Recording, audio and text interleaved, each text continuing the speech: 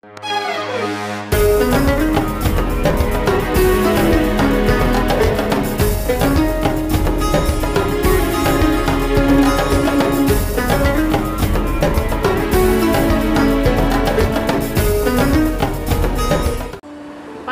hati-hati yo.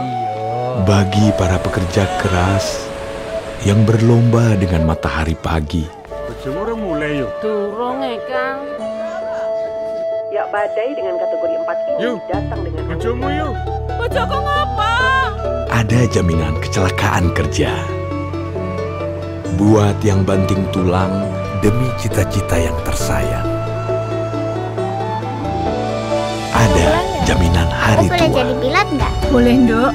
Pokoknya Ibu dukung. Hati-hati, Pak.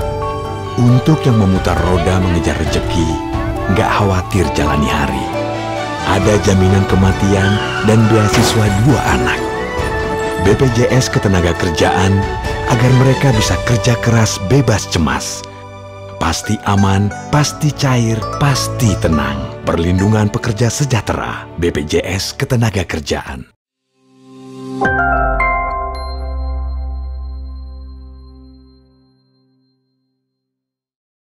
Assalamualaikum warahmatullahi wabarakatuh. Bismillah, alhamdulillah, salatu wassalamu ala rasulillah wa ala alihi wa sahbihi wa mawalah, amma ba'du. Rabbi syrah li sadri wa yassir li amri wahlul uqdatam min lisani yafqahu qawli.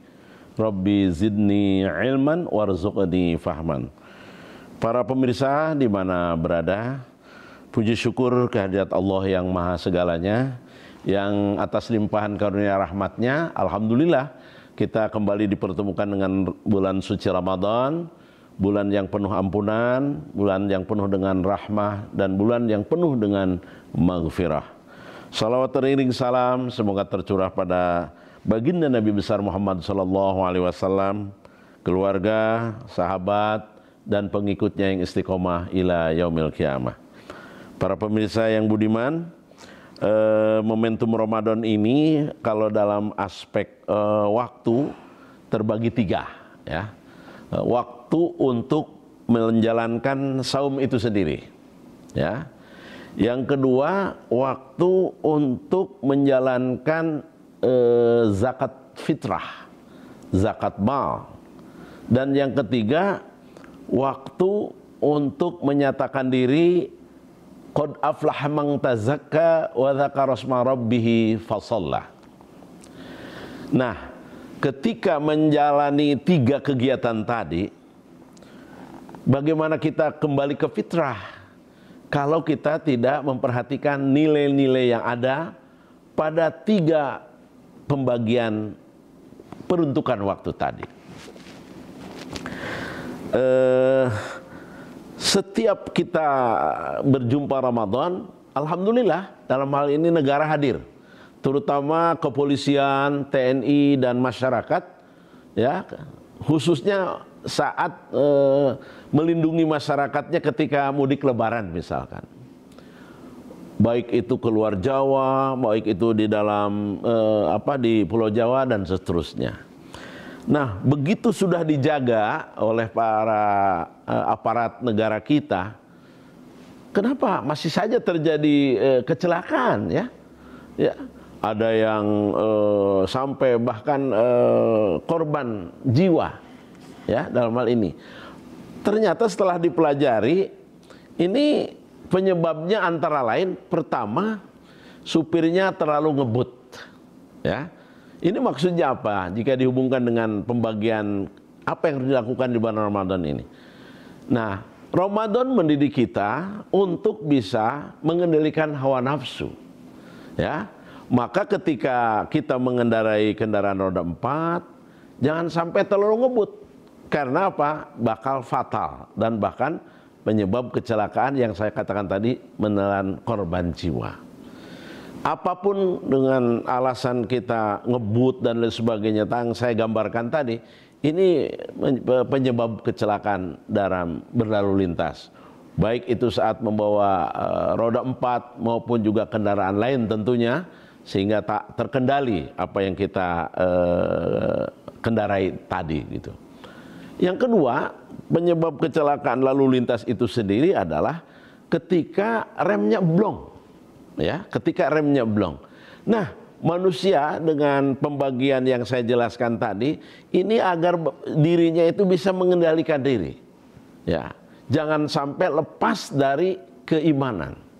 Karena itu, mari terus kita berdoa, Allahumma habib ilainal iman wa zayyinhu fi qulubina wa karih ilainal kufra wal fusuq wal isyan wa ja'alna minar rasyidin. Ini penting, ya, untuk menyelamatkan diri kita. Selain jangan sampai ngebut, juga remnya jangan sampai blong, ya. Ketika rem blong, maka apa yang terjadi? Subhanallah, mungkin secara nyata kita banyak saksikan dampak dari akibat rem blong tersebut, ya, terutama apalagi di jalan tol misalkan.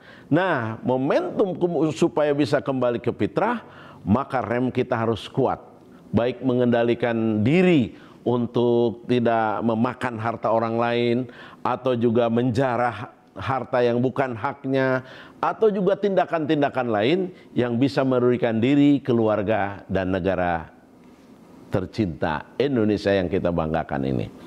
Selanjutnya, para pemirsa di mana berada, penyebab kecelakaan lalu lintas yang berdampak pada rusaknya nilai-nilai fitrah kita saat kita tidak taat kepada rambu-rambu lalu lintas.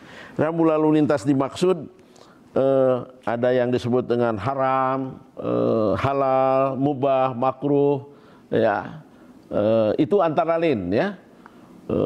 Karena itu, mari dalam perjalanan sekalipun, Bapak Ibu, para pemirsa, kalau kita tidak taat rambu lalu lintas, itu pasti bahaya, ya. Tahu itu bukan tempat parkir, dipakai tempat parkir, ya pasti kena razia. Ketika bepergian mudik tidak lengkap surat-suratnya, itu kena razia atau kena tilang dalam bahasa kepolisian. Maka ketika hidup berlalu lintas pun, mari kita perhatikan yang namanya halal, haram, sehingga jangan sampai yang punya orang lain milik kita, milik kita sendiri. Nah, ini akan berbahaya. Nah, karena itu sekali lagi, mari kita kembalikan nilai-nilai kefitrahan kita dengan mentaati rambu-rambu lalu lintas. Kemudian penyebab kecelakaan berikutnya yang akhirnya apa yang saya katakan dalam pembagian pemanfaatan waktu selama Ramadan khususnya dan berakhir dengan Idul Fitri, dan supaya betul-betul kembali ke fitrah, ibarat menjaga keselamatan berkendara, ya jangan sampai ngantuk.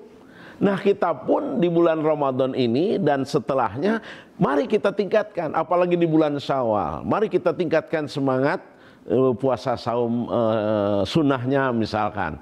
Kemudian selama Ramadan jangan sampai ngantuk yang akhirnya masbuk terus dalam hal beribadah. Maka mari selama Ramadan kita tampil dengan puasanya, dengan baca Al-Qur'annya, kemudian dengan silaturahimnya, maka ini harus dilanjutkan. Tapi jangan sekali-kali masbuk terus, tapi harus tampil, ya, untuk disiplin waktu. Baik waktu berbuka itu juga kan harus disiplin, waktu sahur juga harus disiplin, makanan yang dimakan juga harus disiplin. Kemudian lingkungan juga harus kita jaga. Dengan demikian, kita akan bisa menjaga fitrah kita ketika kita bisa menjaga kecelakaan tadi, ibarat lalu lintas yang kita jalani dalam kehidupan ini. Demikian kuliah singkat yang bisa saya sampaikan. Akhirnya saya kembali sumbangkan sebuah pantun. Buah manggis manis rasanya, dibeli di pasar Rawo. Ya, semangat kita harus terus kita tingkatkan kerjasamanya agar kita semua mendapat raih apa yang disebut dengan maju. Kurang lebihnya mohon maaf. Wallahul muwaffiq ila aqwamit thoriq. Assalamualaikum warahmatullahi wabarakatuh.